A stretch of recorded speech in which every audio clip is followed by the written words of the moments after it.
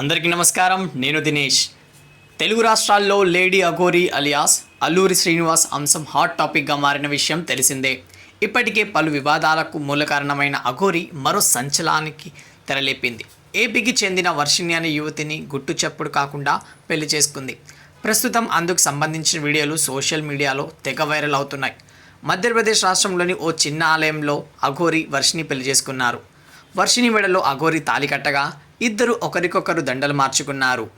అనంతరం తలంబ్రాలు పోసుకోవడంతో పాటు 7 అడుగులు కూడా కలిసి నడిచిన దృశ్యాలు ఆ వీడియోలో దర్శనమిచ్చాయి.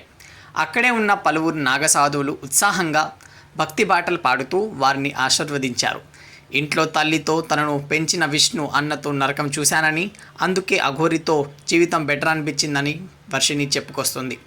మనసు మారి అఘోరి అమ్మ నచ్చి ఇష్టపూర్వకంగా పెళ్లి చేసుకున్నట్లు వెల్లడించింది. తనకు సంసారం సుఖం అక్కర్లేదని, ఆధ్యాత్మిక జీవితం గడుపుతానని, అవసరమైతే ఒక అనాథ బిడ్డను పెంచుకుంటానని కూడా వర్షిణి గతంలోనే చెప్పింది. ఇలాంటి మరెన్నో ఇంట్రెస్టింగ్ న్యూస్ కోసం చూస్తూనండి దినేష్ దిన్ను వ్లాగ్స్. సబ్స్క్రైబ్